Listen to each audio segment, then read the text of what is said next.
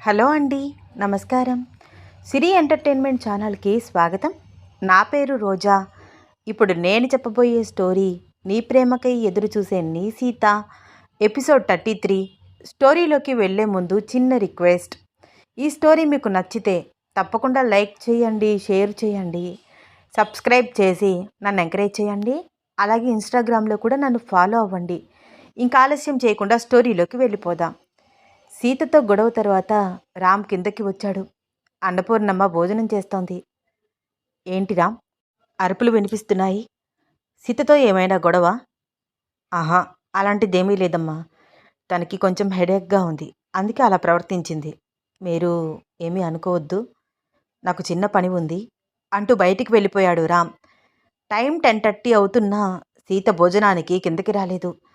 అరుంధతి సీత రూమ్కి వెళ్ళి చూస్తే సీత ఏడుస్తోంది. సీతా, ఏడుస్తున్నావా? ఏమైందమ్మా? ఏమీ లేదత్తమ్మా. ఎందుకు ఏడుస్తున్నావు? వాడేమైనా అన్నాడా? ఆహా, అలాంటిదేమీ లేదు. నాకు మా ఇంటికి వెళ్ళాలని ఉంది. కాసేపు వెళ్ళిరానా? సీత, ఇప్పుడు టైం చాలా లేట్ అయింది. 10:30 అయ్యింది. అమ్మ నిద్రపోతుందేమో. నేను తలుపు తడితే అమ్మ లేస్తుందత్తమ్మా. వెళ్ళొస్తాను. నాకు చాలా దిగులుగా ఉంది. సరే సరే, నువ్వు ఏడవకు. ఫస్ట్ నన్ను కూడా తోడు రమ్మంటావా? ఎందుకు? వద్దత్తమ్మా, ఇక్కడే కదా నేను వెళ్ళిపోతాను. ఈరోజు అక్కడే ఉంటాను. సరే, భోజనం చేసి వెళ్ళు. నాకు ఆకలిగా లేదత్తమ్మా. అదేమిటి అలా మాట్లాడుతున్నావు? ఏడుస్తున్నావు. అమ్మ వాళ్ళ ఇంటికి వెళ్ళిపోతాను అంటున్నావు. భోజనం చేయమంటే ఆకలి లేదంటున్నావు. మీ ఇద్దరికి ఏమైనా గొడవ జరిగిందా? నాతో చెప్పు, కొంచెం గట్టిగా అడిగింది అరుంధతి. అలాంటిదేమీ లేదని చెప్తున్నాను కదత్తమ్మా. అమ్మ దగ్గరికి వెళ్ళాలని ఉంది, అంతే. సరే, కనీసం పాలైనా తాగి వెళ్ళు, సరేనా? సరే, తీసుకువస్తాను ఉండు అంటూ అరుంధతి కిందకి వెళ్ళి వేడిగా పాలు కాచి తీసుకువచ్చింది. సీత పాలు తాగి వాళ్ళ ఇంటికి బయలుదేరింది. సీత ప్రవర్తన అంతా గందరగోళంగా ఉంది అరుంధతికి. రామ్కి కాల్ చేసింది. 2-3 టైమ్స్ ఫోన్ రింగ్ అయిన తర్వాత రామ్ కాల్ లిఫ్ట్ చేశాడు. హా అమ్మా, చెప్పు. ఒరే, ఎక్కడున్నావురా? కాసేపు అలా బయటకు వచ్చానమ్మా. అసలు ఏమైందిరా మీ ఇద్దరికి? నువ్వు సీతని ఏమైనా అన్నావా? ఏ, ఎందుకలా అడుగుతున్నావు? అదేం చెప్పింది నీకు? అదేం చెప్పలేదురా, నువ్వే చెప్పాలి. దానితో ఏమైనా గొడవ పడ్డావా? అమ్మా ప్లీజ్, నువ్వు మా మధ్య ఇన్వాల్వ్ అవ్వద్దు. అంటే ఖచ్చితంగా గొడవ జరిగింది కదరా?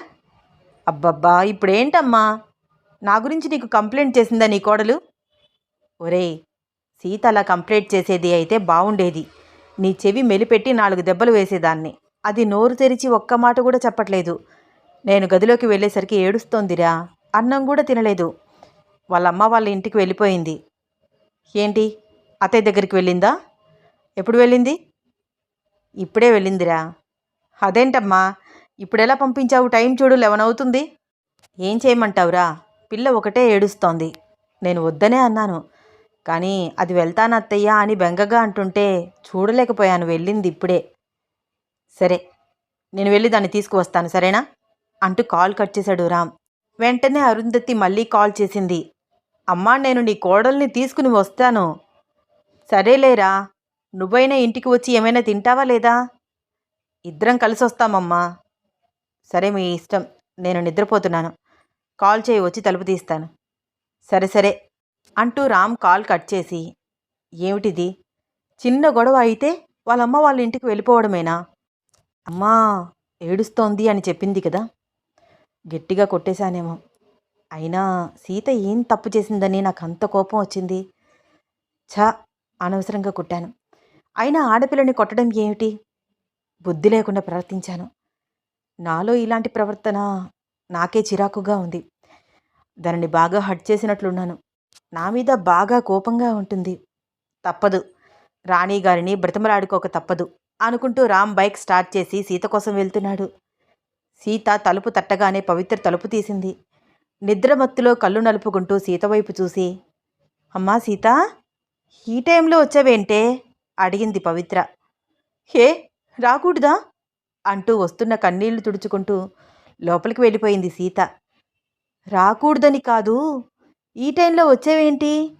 అయినా ఏదో తేడాగా కనిపిస్తున్నావేంటి అడిగింది పవిత్ర.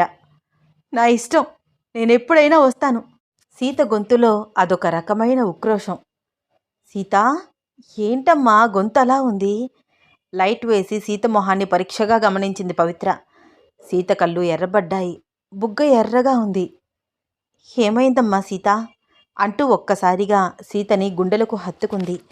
అంతే, అప్పటి వరకు పెదవి చాటున ఆపుకున్న దుఃఖాన్ని ఇంకా ఆపలేకపోయింది. తనని తాను కంట్రోల్ చేసుకోలేకపోయింది. చిన్న పిల్లలాగా ఏడ్చేసింది వాళ్ళమ్మని పట్టుకుని. సీతా, సీత ఏమైందమ్మా హడిలిపోతూ కళ్ళు తుడిచి అడిగింది పవిత్ర. ఏం లేదు, నన్ను వదిలేసేయ్, నాకు నిద్ర వస్తుంది, నిద్రపోతాను. అరే, అర్ధరాత్రి వచ్చావు, ఏడుస్తున్నావు, ఏమైందే చెప్పవే, పైగా ఒంటరిగా వచ్చావు. నాకు కంగారుగా ఉంది. నీకు అల్లుడు గారికి ఏమైనా గొడవ జరిగిందా? అబ్బబ్బా అమ్మా, ఏమీ లేదు. ఎందుకనో నాకు నిన్ను చూడాలని బెంగగా అనిపించింది, వచ్చేశాను. ఇక్కడికి రావడానికి కూడా కారణాలు చెప్పాలా? అయ్యో పిచ్చి తల్లి, అలాంటివేమీ లేవు. కానీ నీ బుగ్గ మీద ఏంటి ఆ ఎర్రటి ముద్ర? అది అది నీ అల్లుడికి నా మీద బాగా ప్రేమ ఎక్కువైపోయి బుగ్గ కందిపోయేలాగా ముద్దు పెట్టేశాడు. చాలా, ఇంకేమైనా చెప్పాలా? వస్తున్న ఏడుపుని ఆపుకుంటూ కన్నీళ్లు తుడుచుకుంటూ మాట్లాడుతోంది సీత. ఏమిటే పిచ్చి పిచ్చిగా మాట్లాడుతున్నావు? సర్లే నిద్రపో. లైట్ ఆఫ్ చేసింది పవిత్ర. రామ్ తనని కొట్టడం సీత తట్టుకోలేకపోతోంది. చాలా చాలా అవమానంగా అనిపిస్తోంది. తండ్రి చనిపోయినప్పటి నుంచి పవిత్ర ఎంతో అల్లారు ముద్దుగా పెంచింది సీతని. ఎప్పుడూ ఒక్క మాట కూడా అనకుండా పెంచింది పవిత్ర. అలాంటిది ఈరోజు రామ్ తనపై చెయ్యి చేసుకోవడం, అది కూడా అన్నపూర్ణమ్మ గారి గురించి. సీతకి చాలా కోపంగా ఆవేశంగా అనిపిస్తోంది. దిండులో తల దూర్చేసుకుని వెక్కి వెక్కి ఏడ్చేస్తోంది. రామ్ పవిత్ర ఇంటి ముందు బైక్ పార్క్ చేశాడు. డోర్ చప్పుడు కావడంతో పవిత్ర మళ్ళీ నిద్రలేచి వాల్ క్లాక్ వైపు చూసింది. టైం 12 అయింది. ఈ టైంలో ఎవరొచ్చుంటారు అనుకుంటూ కళ్ళజోడు పెట్టుకుని చిన్నగా లేచి లైట్ ఆన్ చేసి తలుపు తీసింది. ఎదురుకుండా ఉన్న రామ్ వైపు చూస్తూ, ఏంటి రామ్ ఈ టైంలో వచ్చావు? సీత కోసం వచ్చాను అత్తయ్య. ఎక్కడుంది? తన రూమ్లో ఉంది రామ్. అసలు ఏమైంది రామ్? మీ ఇద్దరూ ఏమైనా గొడవ పడ్డారా? అదేమో ఏడ్చుకుంటూ వచ్చింది. ఏమిటి అని అడిగితే ఏమీ చెప్పట్లేదు. నువ్వేమో ఇంత రాత్రిపూట తన కోసం వచ్చావు. అత్తయ్య, చిన్న గొడవ, నాదే తప్పు. అందుకనే తనను వెతుక్కుంటూ వచ్చాను. నాకు చాలా దాహంగా ఉంది, కొంచెం మంచినీళ్ళు ఇస్తావా అత్తయ్య?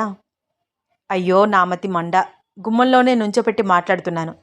రా బాబు, లోపలికి రా, వచ్చి కూర్చో, మంచినీళ్ళు తీసుకువస్తాను అంటూ వంటింట్లోకి వెళ్ళి ఒక గ్లాస్ మంచినీళ్లు తీసుకువచ్చి ఇచ్చింది.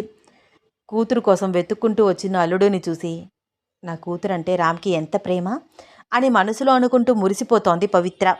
రామ్ మంచినీళ్లు తాగి ఒక్క క్షణం వాళ్ళ అత్త వైపు చూస్తూ, అత్తమ్మా, సీత అన్నాడు. వెళ్ళు రామ్, సీత తన గదిలో ఉంది.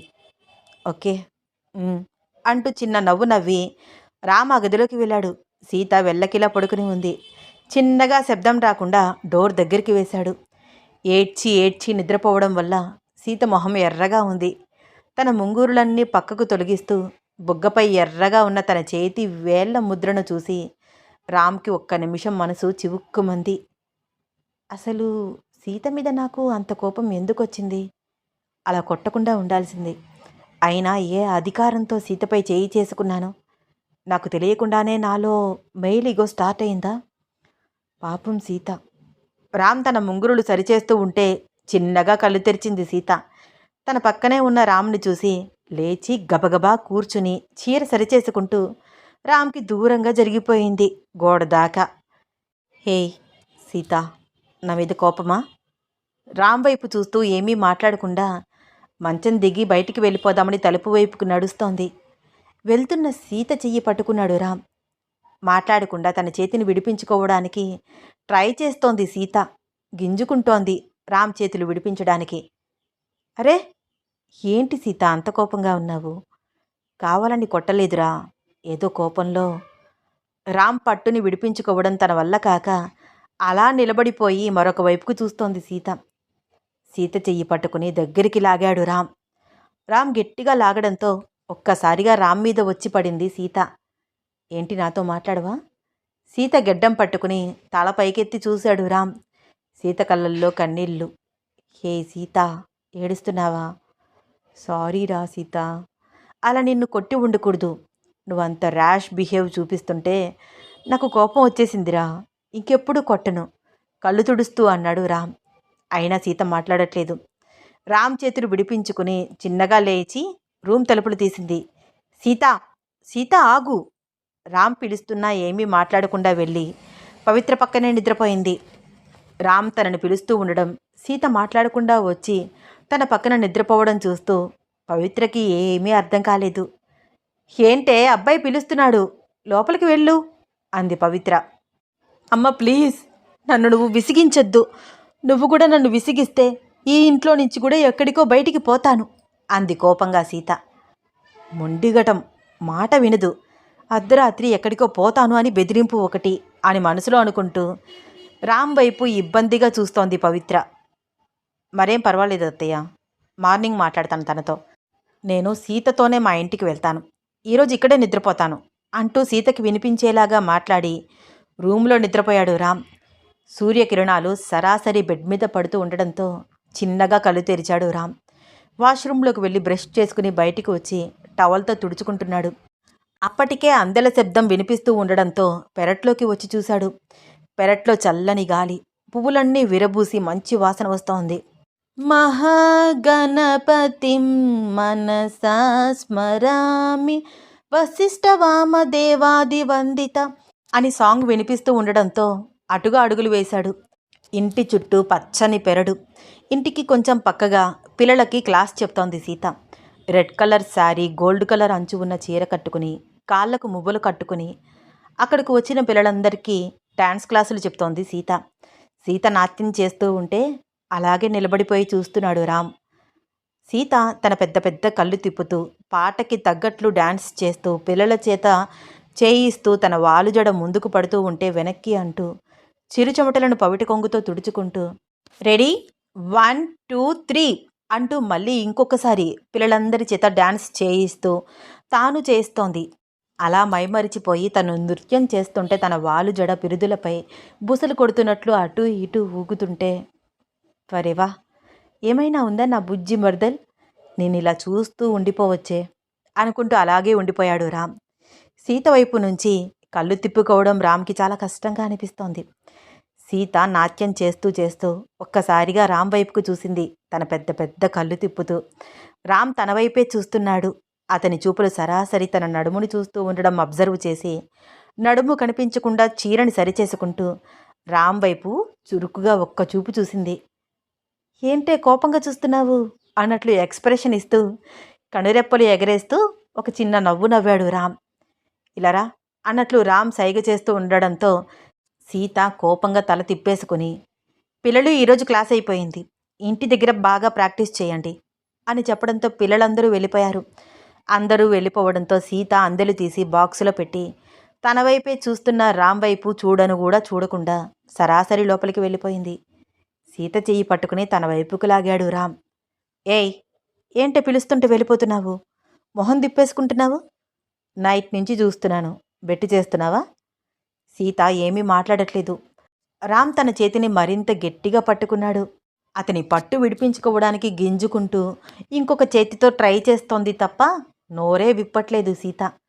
ఆ చేతిని అలాగే పట్టుకుని తనని మరింత దగ్గరికి లాక్కుని నడుంపై చెయ్యి వేశాడు. సీత కళ్ళు పెద్దవి చేసి రామ్ వైపు కోపంగా చూస్తూ అతనికి దూరంగా జరగడానికి ట్రై చేస్తోంది. అరే, ఏంటి అలా చూస్తున్నావు, టచ్ చేయకూడదా ఏంటి? కోపం వస్తుందా? తిడతావా నన్ను? తిట్టు. రామ్ చేతిని తన గోర్లతో రక్కేస్తోంది సీత. బా, ఏంటే రాక్షసి! వెనక్కి తీసుకున్నాడు తన చేతిని. సీత కోపంగా చూస్తూ లోపలికి వెళ్ళిపోయింది. ఒసేయ్ పిశాచి, మొగుడిని ఇలా హింసించకూడదే. నీకోసం వచ్చాను అనే కదా బెట్టు చేస్తున్నావు, మొహం కూడా చూడట్లేదు. నిన్న నైట్ అంతా నన్ను టచ్ కూడా చేయనివ్వలేదు, మాట్లాడకుండా మౌనవ్రతం చేస్తున్నావు. ఇంకా నీ కోపం తీరలేదా? నాకు ఏంటే ఈ టార్చరు? సీత వెనకాలే వెళ్తూ అన్నాడు రామ్. వంటింట్లో పనిచేస్తున్న పవిత్రని అమ్మా, అమ్మా అని గట్టిగా సీత పిలవడంతో వస్తున్నానే అని పవిత్ర మాట వినిపించడంతో రామ్ సీత వెనకాల తిరగడం మానేసి సోఫాలో కూర్చున్నాడు. ఎందుకే అత్తయ్యని పిలుస్తున్నావు? రామ్కి ఆన్సర్ చేయట్లేదు సీత.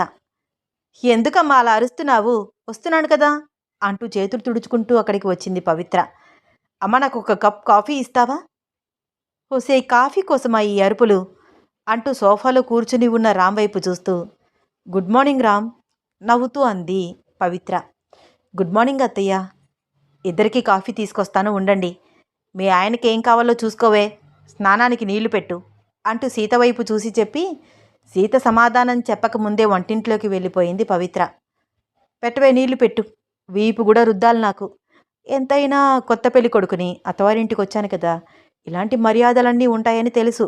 కానీ నీ చేత చేయించుకోవడం నాకు భలే హ్యాపీనెస్ ఇస్తుంది అని అంటున్న రామ్ వైపు చురచురా కోపంగా చూసింది సీత. అరే, ఏంటే అంత కోపంగా చూస్తున్నావు? కోపం వస్తే మాట్లాడవన్నమాట. ఇది కూడా ఒక రకం బెనిఫిట్. నేను నిన్ను ఏమైనా చేయొచ్చన్నమాట. ఏం చేసినా ఇలాగే సైలెంట్గానే ఉంటావా అని కనురెప్పలు ఎగరేస్తూ సీత వైపు రొమాంటిక్గా చూస్తున్నాడు రామ్. రామ్ చూపులకు ఇబ్బంది పడుతూ అక్కడ నుంచి వెళ్ళిపోదామని ఒక్క అడుగు వేసిందో లేదో రామ్ ఫాస్ట్గా లేచి సీత నడుము చుట్టూ చేతులు వేసి గట్టిగా హత్తుకున్నాడు వెనక నుంచి. సీత గట్టిగా అరిచేలోపే మరొక చేతితో సీత నోరు మూశాడు.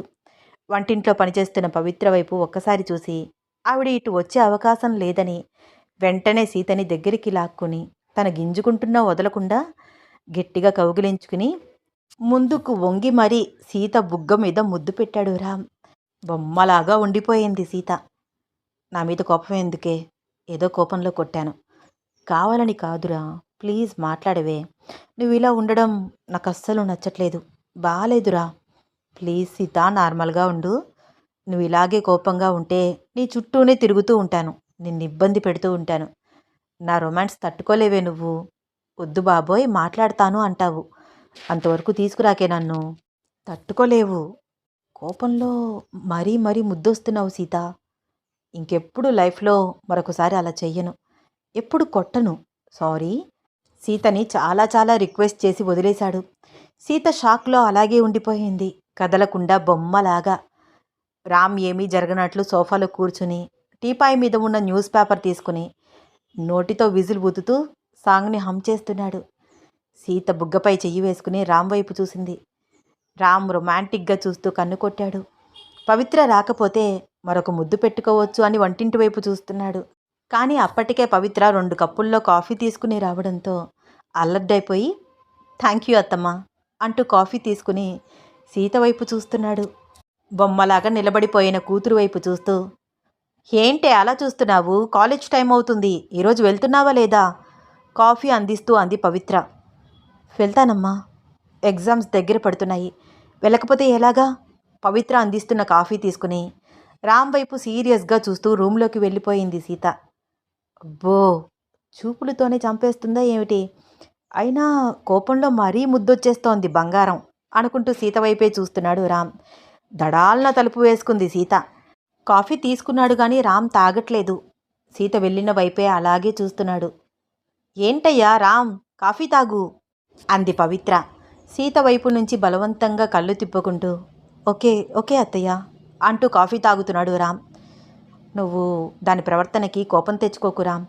దానికి కోపం రాదు, వస్తే ఇలాగే తిక్క తిక్కగా ప్రవర్తిస్తుంది. నేను దానితో మాట్లాడతాను, చిన్నపిల్ల కదా, అదే అర్థం చేసుకుంటుంది అంది పవిత్ర. వద్దత్తయ్యా, ఇది మా ఇద్దరి మధ్య విషయం, నేనే చూసుకుంటాను, ప్లీజ్ ఇన్వాల్వ్ అవ్వద్దు. ఇలా అన్నానని మీరేమీ అనుకోవద్దు. సీత కోపం కూడా నాకు ఇష్టమే, నా మీద కాక ఇంకెవరి మీద తన కోపాన్ని చూపిస్తుంది.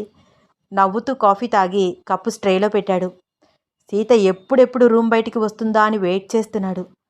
15 మినిట్స్ తర్వాత లైట్ స్కై బ్లూ కలర్ చీర కట్టుకుని చక్కగా జడ వేసుకుని చిన్న స్టిక్కర్ పెట్టుకుని చాలా సింపుల్గా రెడీ అయి బయటికి వచ్చింది సీత.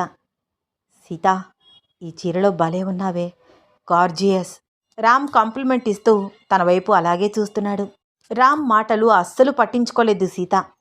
అసలు తనకి వినిపించనట్లే ప్రవర్తిస్తూ వంటింట్లో పనిచేస్తున్న పవిత్రకి వినిపించేలాగా, అమ్మ నేను కాలేజ్కి వెళ్తున్నాను అంటూ బయటికి నడిచింది. వసే ఆగివే, క్యారియర్ తీసుకువెళ్ళు అంటూ పవిత్ర క్యారియర్ అందించింది. రామ్ గబగబా బయటికి వచ్చి బైక్ స్టార్ట్ చేశాడు. ఎలాగైనా దీన్ని కూల్ చేయాలి. ఎలా బయటకు తీసుకువెళ్ళాలి? దీన్ని సైలెన్స్ భరించడం నా వల్ల కావట్లేదు. బైక్ ఎక్కగానే జుమ్మని తీసుకువెళ్ళిపోతాను అనుకుంటూ సీత వచ్చి తన బ్యాక్ సైడ్ ఎక్కుతుందేమో అని చూస్తున్నాడు రామ్. కానీ సీత రామ్ బైక్ ఎక్కకుండా అప్పటికే బుక్ చేసుకున్న క్యాబ్ గురించి వెయిట్ చేస్తోంది. సీత, ఎవరికోసం వెయిట్ చేస్తున్నావు? రా, నేను నిన్ను డ్రాప్ చేస్తాను. రామ్ మాటలు అస్సలు పట్టించుకోవట్లేదు సీత. ఒసేయ్, నా మాటలు నీకు వినిపించట్లేదా? అసలు రామ్ వైపు చూడను కూడా చూడట్లేదు. Sorry Sita, sorry. Please excuse చేయొచ్చు కదా. కావాలని కొట్టలేదే, ఇంత కోపం ఎందుకు? ప్లీజ్ మాట్లాడవే. రామ్ రిక్వెస్ట్ చేస్తున్నా సీత చూడట్లేదు. ఈలోపు బైక్ మీద ఒకడు వచ్చి సీత ముందు ఆగాడు. సీత తన ఫోన్లో ఓటీపీ చెప్పగానే ఓకే మేడం ఎక్కండి అంటూ సీత వైపు ఎగాదిగా చూస్తూ తన జుట్టు చేత్తో సరిచేసుకుంటున్నాడు.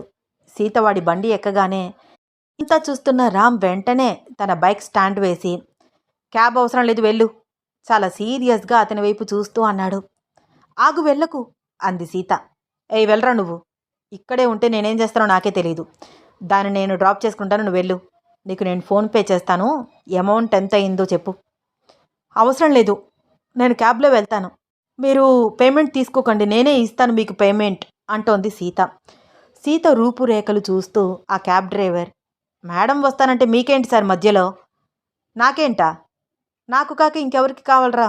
తను నా వైఫ్, నేను డ్రాప్ చేసుకుంటాను. పెనాల్టీ ఛార్జెస్ కావాలంటే నేను పే చేస్తాను అంటూ రామ్ ఒక 200 తీసిచ్చాడు.